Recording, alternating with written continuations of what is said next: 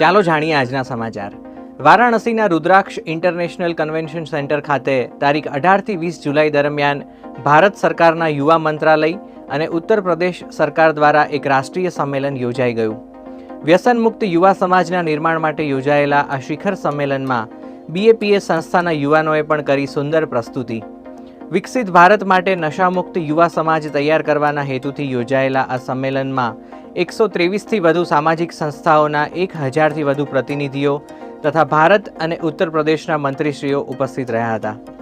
વ્યસન મુક્તિ ક્ષેત્રે છેલ્લા 50 વર્ષોથી નોંધપાત્ર સેવા કરી રહેલી BAPS સંસ્થાને આ પ્રસંગે કેન્દ્ર સરકાર દ્વારા ખાસ નિમંત્રિત કરાઈ હતી। પરમ પૂજ્ય મહંત સ્વામી મહારાજની પ્રેરણાથી BAPS સંસ્થા દ્વારા વિવિધ 8 સ્તરોમાં ચાલી રહેલા વ્યસન મુક્તિ અભિયાન અંગે પ્રતિનિધિ યુવાનોએ સૌને માહિતગાર કર્યા। રાજ્યમંત્રી શ્રી રક્ષા ખડસેની અધ્યક્ષતામાં યોજાયેલા આ કાર્યક્રમમાં BAPS સંસ્થાને ભારતની મુખ્ય 6 સંસ્થાઓમાં સ્થાન આપવામાં આવ્યું।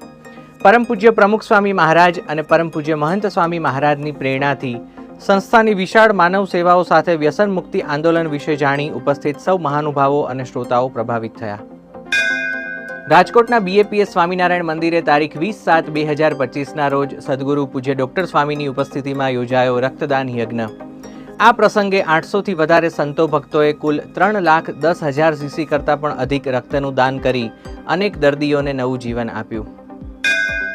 યુરોપના આયર્લેન્ડ દેશની રાજધાની ડબલિન શહેર ખાતે તારીખ 29/6/2025ના રોજ BAPSના બાળ બાલિકાઓ દ્વારા આઇલેન્ડ ઓફ હીરોઝ વિષય પર પ્રસ્તુત થયું અદ્ભુત કલ્ચરલ એડવેન્ચર લેન્ડ।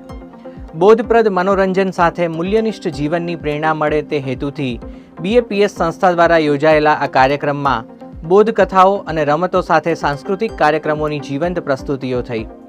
વિવિધ એક્ટિવિટીઝ સાથે ડબલિનના સેંકડો પરિવારોએ આ સાંસ્કૃતિક સ્થાનની મુલાકાત લઈ ઉચ્ચ જીવનની પ્રેરણા પ્રાપ્ત કરી। મહુવાના BAPS સ્વામિનારાયણ મંદિરે તારીખ 20/7/2025ના દિવસે અમરેલી અને મહુવાના વિવિધ ક્ષેત્રોના બાળ બાલિકા કાર્યકરો માટે યોજાઈ રિજનલ કાર્યકર શિબિર।